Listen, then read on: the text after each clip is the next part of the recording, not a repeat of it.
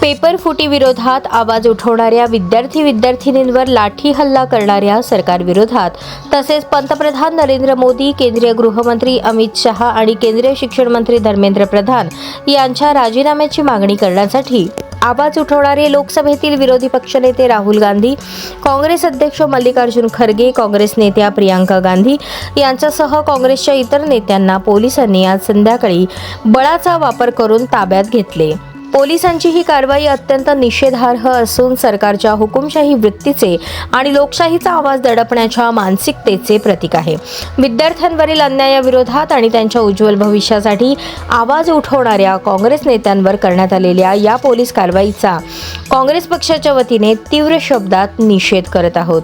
तरुणांच्या हक्कांची आणि त्यांच्या भवितव्याची लढाई आता काँग्रेस पक्ष रस्त्यावर उतरून लढत आहे। देशातील युवकांचे भविष्य सुरक्षित होईपर्यंत हा संघर्ष थांबणार नाही। विद्यार्थ्यांवरील अन्यायाचा जाब सरकारला द्यावाच लागेल। लोकशाहीचा आवाज दडपता येणार नाही।